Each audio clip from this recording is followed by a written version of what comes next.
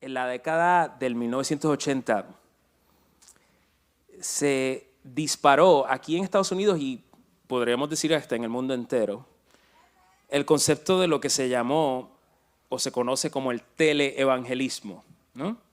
El teleevangelismo, en que figuras muy prominentes del mundo cristiano, conocidas, famosas, comenzaron a ganar un reconocimiento masivo y sus organizaciones comenzaron a crecer de manera exponencial.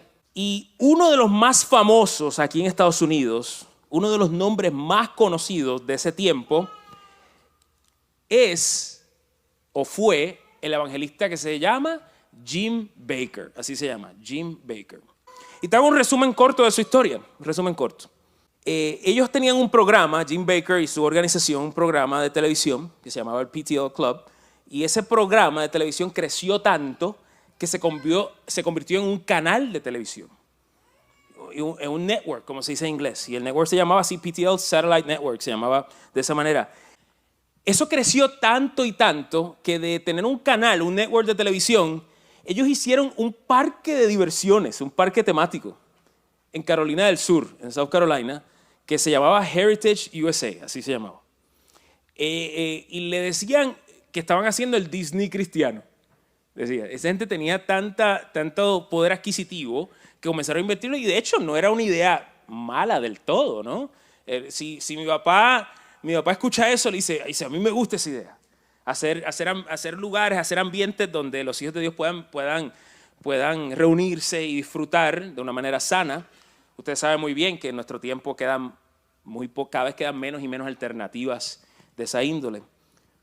Pero no hay que analizar mucho para entender que para desarrollar un proyecto de esa envergadura hace falta power. Y así lo hicieron. Entonces, esa década de los 80 ellos fueron creciendo a ese nivel.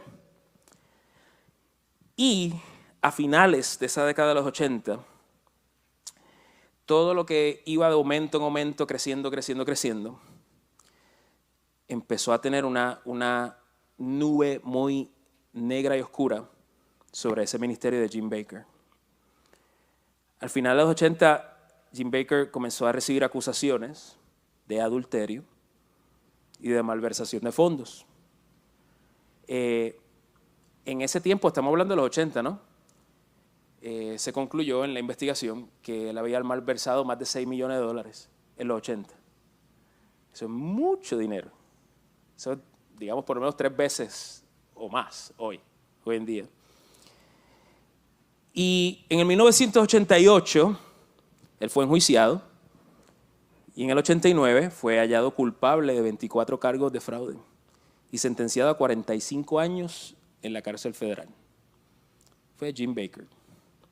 De lo cual esa sentencia luego fue reducida significativamente y eventualmente salió en libertad bajo palabra. Pero durante ese tiempo que él estaba en la cárcel federal, Jim Bakker, él leyó un libro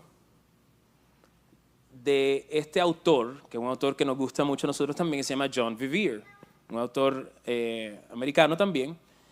Y él leyó ese libro de John Bevere y le impactó tanto, le ministró tanto, él en la cárcel, que él hizo la gestión con su organización para contactar a John Bevere para que él fuera a visitarlo a la cárcel. ¿Ok?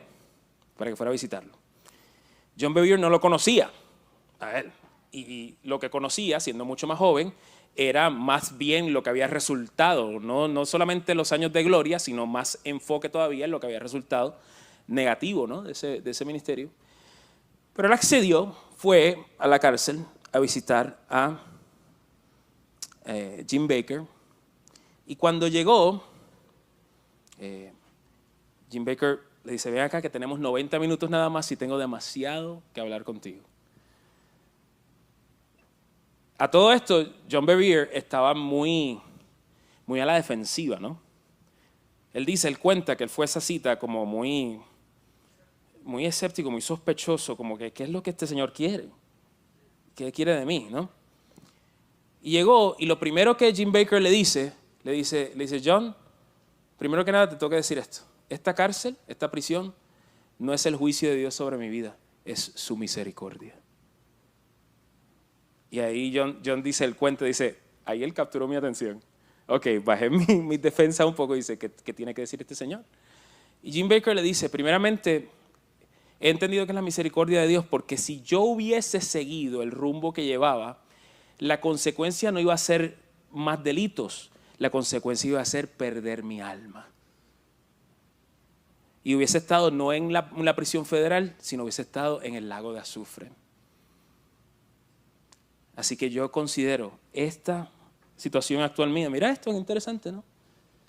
Considero esta situación presente que estoy viviendo la misericordia de Dios para mi vida. ¡Wow! Y comienzan a hablar sobre los detalles de cómo sucedió todo esto, qué era lo que Dios le había estado mostrando en ese tiempo estando ahí en la prisión federal. Y John Bevere llevaba una pregunta solamente que quería hacerle, que había formulado. Decía, yo tengo que aprovechar este momento, conocer a alguien, estoy conociendo a alguien que hizo esto antes que yo y le resultó de esta manera, así que quiero hacerle una pregunta y solamente una pregunta. Y John Bevere le pregunta a Jim Bakker, le dice, ¿en qué momento fue que perdiste tu amor por Jesús que te llevó a hacer estas cosas? Dice, quiero que me expliques en qué momento tú puedes ahora, de manera en retrospección, puedes analizar y decir, este fue el momento en que perdí mi amor por Jesús y me enfoqué en el amor por el dinero, en el amor por las cosas, en esto, lo otro. Y la respuesta de Jim Bakker fue la siguiente. Le dice, John, yo nunca dejé de amar a Jesús. En medio de todo ese proceso, nunca dejé de amar a Jesús. Pero, sí dejé de temerle a Dios. Escucha bien. Está un pastor, probablemente los 80, el más famoso del mundo, probablemente, o uno de ellos, que de ese punto máximo llega a ese punto tan bajo, sale todo a la luz, y eso es lo que él tiene que decir. Le dice, yo nunca dejé de amar a Jesús, pero perdí el temor a Dios en mi vida. Dice, y me he dado cuenta, John, que muchos cristianos aquí en los Estados Unidos y en el mundo padecen de lo mismo. Aman a Jesús, pero no le temen a Dios. ¡Wow! Aman a Jesús, pero no le temen a Dios. Para algunos este concepto del temor de Dios quizás sea algo que no hayas escuchado o no te lo hayan explicado. Pero es un concepto que es absolutamente crucial y determinante en nuestro caminar con Dios. ¿Qué es el temor de Dios? Ve conmigo ahí mismo, precisamente a Proverbios, capítulo 1, verso 7. Y dice, este es uno de los famosos, lo conocemos, lo has escuchado, pero analicémoslo bien. El temor del Señor es la base del verdadero conocimiento, pero los necios desprecian la sabiduría y la disciplina. En la Reina Valera del 60, la traducción, la versión más tradicional, me gusta que dice, el principio de la sabiduría es el temor a Jehová. El principio de la sabiduría. O sea, queriendo decir que todo comienza ahí. Ese es el principio. El principio de la sabiduría, el principio de caminar con Dios. Tú quieres sabiduría, comienza ahí. Ese es el comienzo, ese es el paso 1.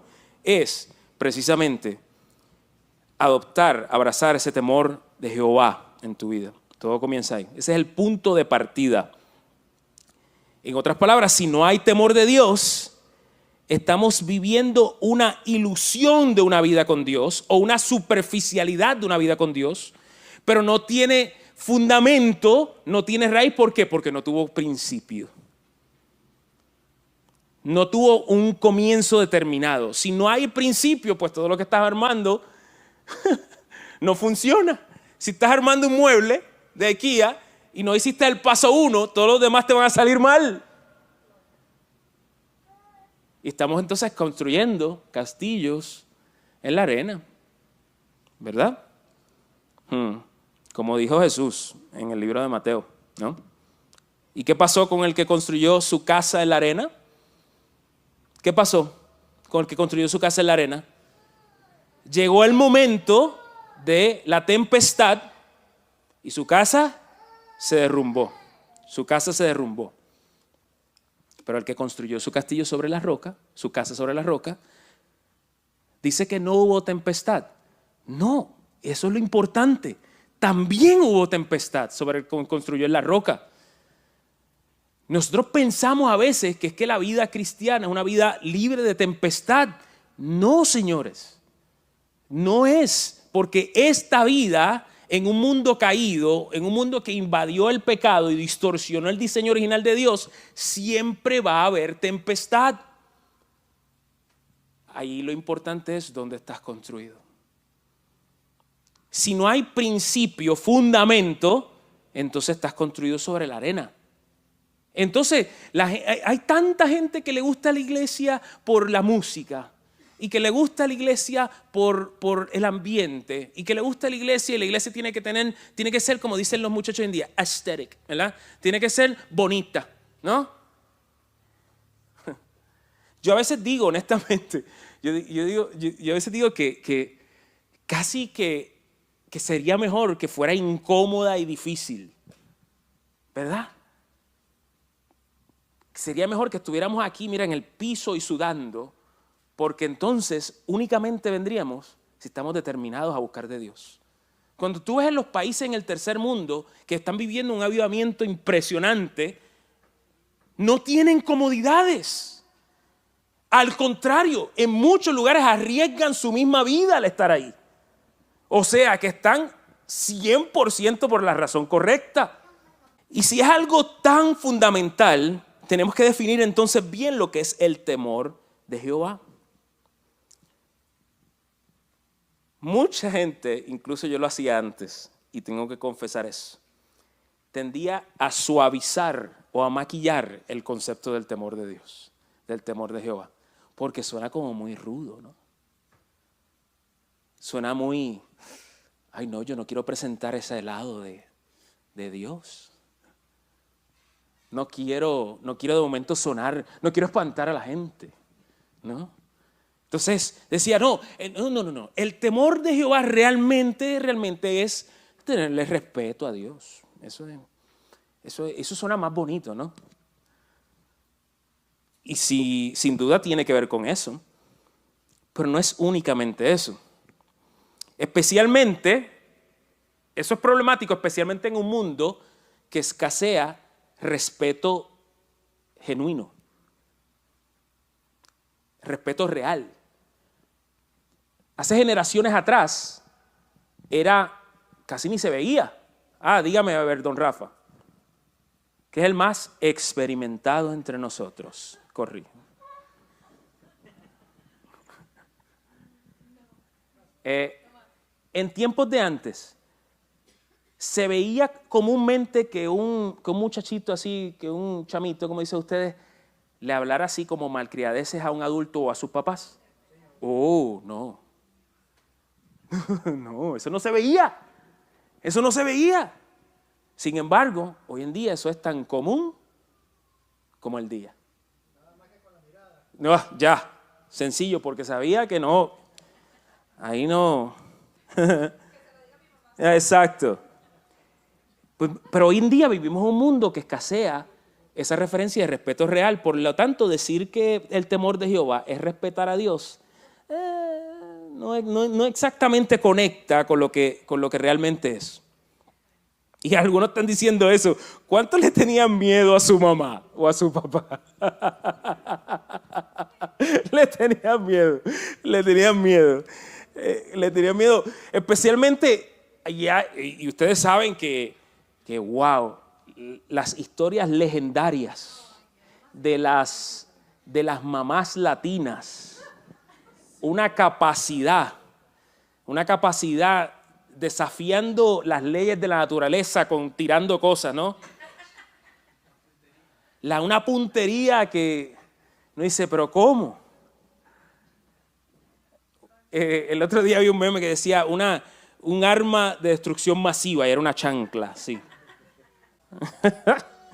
Claro, hago una salvedad. Hago la salvedad de que hay algunas personas que realmente, si lo vemos de manera objetiva en contexto, hay gente que sufrió maltrato, ¿ok? Hay gente que sufrió maltrato y tenemos que hacer la salvedad de eso, de que hay una diferencia entre disciplina y maltrato. Yo he conocido gente así que cuando han sido maltratados no pueden entender que puede existir corrección, disciplina, sin maltrato. ¿Entienden lo que le estoy diciendo, no? El abusado dice, no, toda la disciplina es maltrato porque nunca experimentó una disciplina correcta. ¿Ves? Pero sí existe una diferencia. Lo que sí experimentamos esa diferencia, podemos entender este concepto más claramente. Y los que vivimos esa disciplina, pero no abuso, entendemos la diferencia y esa diferencia nos enseña o se acerca más al concepto del temor de Jehová, aunque todavía se queda corto realmente. Y muchos menos tuvieron la experiencia que yo tuve a nivel personal. ¿Cuál es la experiencia que yo tuve? Algunos ya han conocido y otros conocerán a mi papá. Mi papá todavía al sol de hoy, mi papá es más grande que yo. Solo una vez en mi adolescencia, tuve una pruebita de la furia de mi papá. Una vez. Y fue porque lo irrespeté. Y yo estoy seguro que si cuando mi papá vea esto o si estuviera aquí, ni se va a acordar de esa ocasión. Pero yo me acuerdo. Él no se va a ni acordar. Estoy casi seguro que él no se va ni a acordar de esa vez. Pero yo sí me acuerdo. Y en ese momento, ¿sabes qué? Que yo pude reconocer lo siguiente. Pude reconocer en ese momento que en una confrontación abierta con mi papá, yo no iba a poder ganarle nunca. Yo llegué a esa conclusión rápido. Siempre he sido muy analítico, ¿no? Decía, aquí yo tengo todas las de perder. Tengo todas las de perder. Porque si yo me voy en teoría, vamos a decir, si vamos a una confrontación abierta, yo tengo todas las de perder aquí. Porque él es más fuerte que yo. Y eso es lo que nosotros tenemos que entender. Temerle a Dios es reconocer el absoluto dominio que Él tiene sobre mí. El absoluto dominio que Él tiene sobre mi vida. No le llegamos ni a los talones. No podemos. Entonces la realidad es que es de tontos, es de necios, y ustedes saben que es cierto, enfrentarse a alguien que tú claramente sabes de antemano que tú no le puedes ganar. Eso es de tontos, es de necios. Como cuando tú ves el chiquitito, así, que quiere compensar la falta de tamaño con actitud, ¿no? Y de momento sale un grandote de esos así, y tú lo ves con actitud todavía y dices, ¿qué te pasa? Y todo el mundo como que saca los teléfonos a grabar porque eso es eso lo que va a dar es risa, ¿no? Es de tontos, es de necios. El tú enfrentarte, el tú querer hacerle frente a alguien que puede más que tú, que no puedes dominar. Pero sin embargo, ¿sabes qué? No se queda ahí. ¿Por qué? Porque como mismo yo podía reconocer, entender, yo pude descifrar en ese momento que mi papá podía más que yo, al mismo tiempo yo sabía que él me amaba y que él no me deseaba daño. ¿Ves? Yo podía entender que esas dos cosas no eran mutuamente excluyentes. Que a pesar de que él podía desbaratarme ahí si quería, no lo iba a hacer. ¿Por qué? ¿Porque no tenía la capacidad de hacerlo? No, yo sí que sabía que tenía la capacidad de hacerlo, sino porque me amaba y no me deseaba daño. Entonces, eso es importante entenderlo. Es como, y yo lo he mencionado esto en algunas otras ocasiones, C.S. Lewis, que es el apologista, el defensor del evangelio, uno de los más importantes del siglo XX, y fue el que escribió muchos libros, yo he leído un número de ellos, y el que escribió las Crónicas de Narnia. C.S. Lewis, y esa es mi parte favorita de las Crónicas de Narnia, él las hizo unos libros de fantasía para explicar conceptos bíblicos, ¿ok? Conceptos bíblicos, en el sentido de la palabra. Y el personaje que representa a Jesús se llama Aslan. Aslan es un león, y no es un león tamaño león normal, es un león que es como bien gigante, un león bien grande, ese Aslan, y es representativo de Jesús en las Crónicas de Narnia. Y en las Crónicas de Narnia sucede que cuando va uno de los personajes humanos que va a conocer a Aslan, que se llama Susan, está el señor Castor, que va a llevar a Susan a que conozca a Aslan. Y cuando le explica a Aslan, es un león, y es un león grande. Y Susan le pregunta lo siguiente, le dice, wow, yo no sabía que era un león, entonces, pero Aslan es manso. Y el señor Castor le dice, ¿manso? ¿Quién dijo nada de manso? Es un león. Claro que no va a ser manso, pero es bueno. Entonces hay una diferencia, porque escucha bien esto y grábate esta frase. Dice, temerle a Dios es abrazar juntamente su poder y su amor sin tomar ninguno de los dos por sentado. Lo repito una última vez, temerle a Dios es abrazar juntamente su poder y su amor sin tomar ninguno de los dos por sentado. Pensamos que eso es mutuamente excluyente, que por Dios ser amoroso, simplemente todo va a pasar por ficha, como decimos nosotros. No te duermas de ese lado, como decimos. Pero tampoco dejes de reconocer que Él es un Dios de amor, que Él es un Dios de amor. Y cuando ese temor de Jehová crece en mí, provoca cambios. Yo cambio la manera en que actúo. Cuando yo reconozco que hay poder, que reconozco esa capacidad, cuando yo pude reconocer esa capacidad en mi papá, yo dije, no, mejor hago caso. Mejor hago caso. No me conviene, no me va a ir bien. No me va a ir bien. Mejor hago caso. Ve conmigo ahí a Proverbios, capítulo 16, verso 6. Dice, con amor inagotable y fidelidad se perdona el pecado. Con el temor del Señor, ¿qué pasa? El mal se evita. La Reina Valera del 60 dice lo siguiente, en esa segunda parte del verso. Dice, con el temor de Jehová, los hombres se apartan del mal. ¿Sabes qué? Que vivimos en un tiempo donde muchos, incluso gente que se llaman cristianos, ni lo piensan dos veces antes de hacer las cosas mal. Tranquilo. Tranquilo. Fresco, nada de nervios, como dicen ustedes los colombianos. Tranquilo.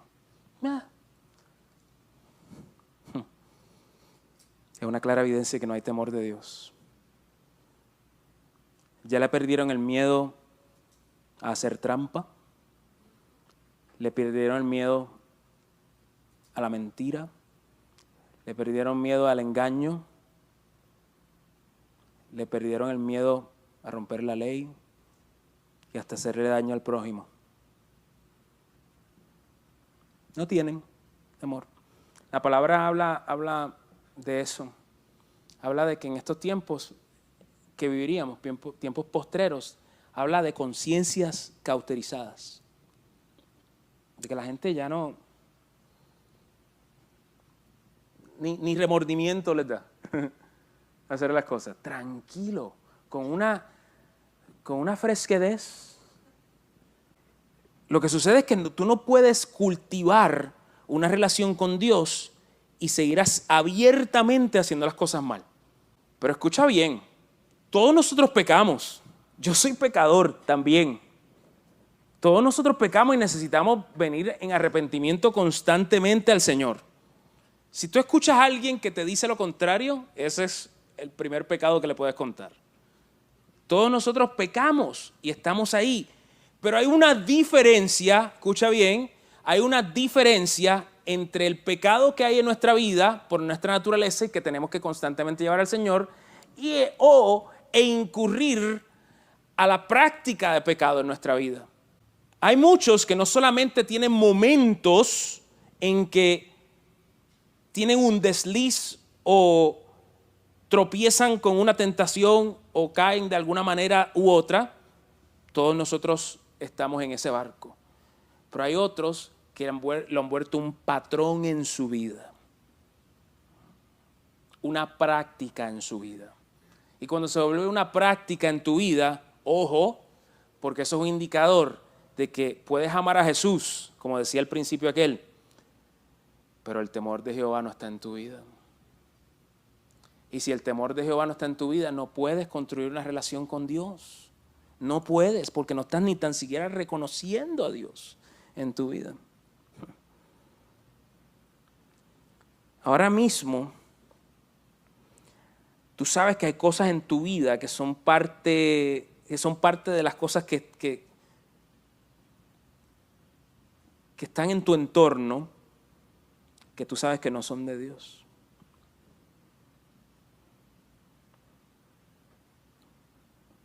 Cuando yo preparaba esto, yo decía, Señor, yo reconozco que hay cosas en mi vida que yo tengo que sacar también.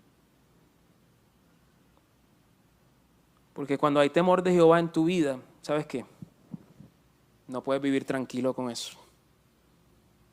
Te tiene que incomodar. Te tiene que incomodar. Por eso el evangelio superficial, que todo bonito y todo motivacional, es tan trágico. Es tan trágico. ¿Sabes por qué? Porque está ausente de temor de Jehová. Y está ausente de temor a Jehová. No hay relación con Dios, porque ese es el principio. No hay. Por eso, dice, pero Pastor Nelo, sigue tocando estos temas, se va a ir la gente. Se va a ir la gente. Y a mí lo que me recuerda es Jesús. Cuando Pedro le dijo eso mismo. Le dijo, maestro, la gente se nos está yendo. Se nos está yendo la gente. ¿Y qué le dijo Jesús? ¿Te quieres ir con ella? Cuando hay temor de Jehová en tu vida, no puedes vivir tranquilo con las cosas que sabes que no son de Dios. ¿Sabes qué? Deberías estar, tú y yo deberíamos estar, cuando hay cosas que no son de Dios en nuestra vida, cuando hay prácticas que sabemos que no son de Dios, eso nos debe hacer perder el sueño. Debemos estar buscando salir de eso, presentándola delante del Señor, doblando rodillas.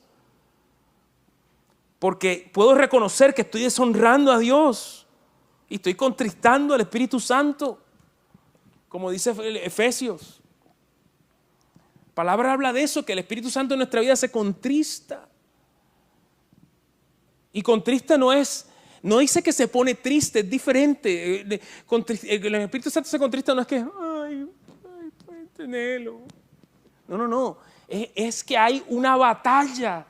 Hay algo que no encaja, hay algo que no pertenece y hay ese desfase que hace como una reacción que dice, no puede estar estas dos cosas en el mismo sitio. Que nada más importa si no hay temor de Dios. Y yo estoy convencido de que el Señor nos ha encomendado este tipo de mensaje en este tiempo. Porque Gente, yo llevo haciendo esto muchos años, siendo parte de una familia pastoral, siendo parte del mundo cristiano. Yo sé cuáles son las cosas que hacen clic con la gente. Pero eso no nos llamó el Señor. La palabra de Dios tiene que ser refrigerar mis huesos. ¿Sabes cuándo? Cuando me confronta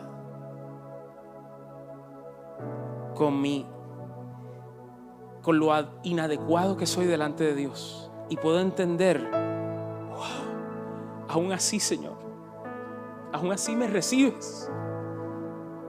Aún así me recibes. Y no lo tomo por sentado. Entonces no lo tomo por sentado. Puedo tan siquiera comenzar porque no lo puedo entender por completo. Lo que es la gracia de Dios sobre mí y sobre ti. Que aún yo, quedándome tan corto, no tuve el mismo fin que tuvieron los de los días de Noé, que hacían las cosas como les parecía, y Dios dice que se arrepintió de haber creado los seres humanos. ¿Qué aseveración tan fuerte! Dios, Señor, yo estoy en ese barco. Por mí mismo estoy ahí. Pero yo no quiero dejar pasar esta oportunidad de poder reconocer que el Dios que tiene todo derecho a fulminarme ahora mismo no estaría violentando su deidad porque es lo que me merezco.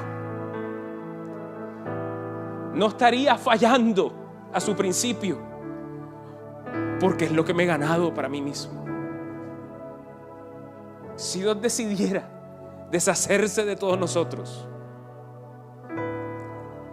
no estaría en lo mal hacerlo.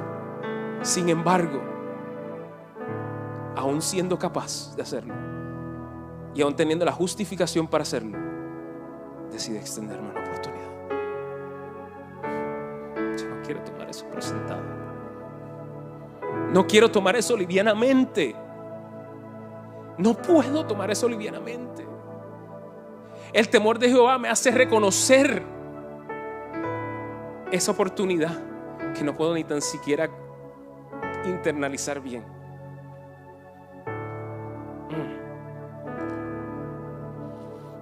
Señor.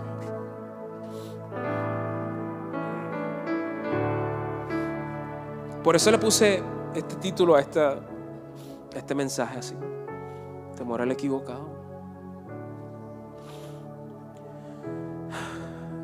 Porque muchas veces les tenemos más temor a las circunstancias de la vida que a Dios.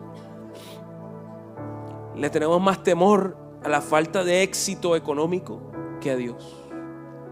Le tenemos más temor a las cosas de este mundo que a Dios. Y si no tememos a Dios, no tenemos nada. Porque temerle a Dios es el principio. Todo comienza ahí. Te dejo con este verso para que medites en él esta semana. El Salmo 25, verso 14. Dice lo siguiente.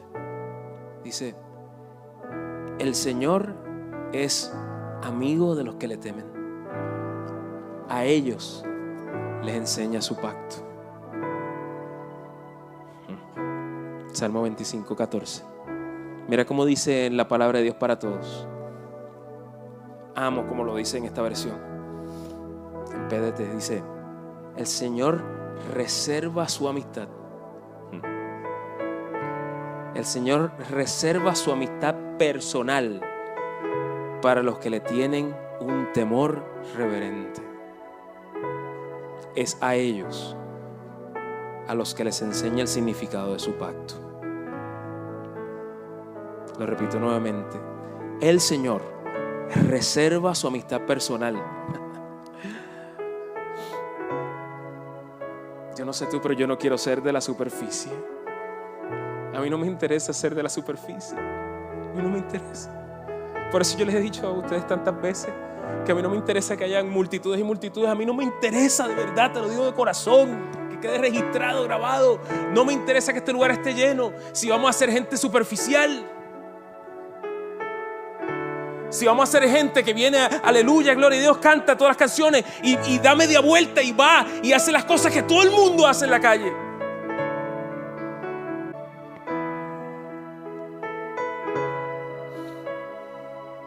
Y vuelvo y te insisto, no es que nosotros no pequemos, no es que yo estoy aquí reconociendo y diciendo, Señor, yo te necesito y necesito tu misericordia y tu perdón todos los días de mi vida. Pero yo quiero, Señor, llegar a ese estado de poder reconocer tu amor, sí, pero no tomar por sentado tu poder. No olvidarme de que tú eres Dios de amor, pero que también eres fuego consumidor. Y yo no puedo simplemente seguir mi vida como si nada. No puedo. Mejor no hago nada, en serio. Mejor no hago nada. Mejor recogemos y nos vamos. Y nos vamos a pasear un domingo y no hacemos nada. Porque si vamos nosotros a jugar a iglesia, a jugar a cristiano, no solamente eso nos sirve, eso trae maldición a tu vida, porque te hace creer que estás haciendo algo cuando realmente no estás haciendo nada. Te pone una cortina de humo frente a ti, una máscara que te da una identidad falsa, pero realmente no hay ningún cambio en tu vida. Mejor no hacemos nada, si es para eso.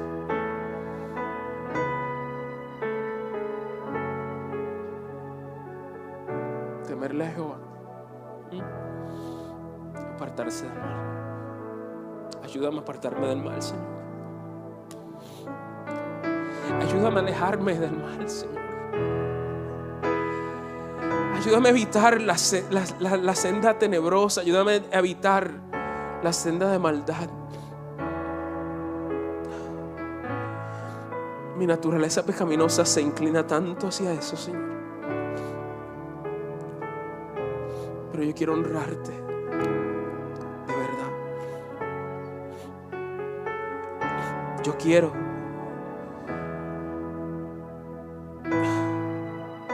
tener acceso a esa amistad a la cual tú me invitas. Y me has dado la llave.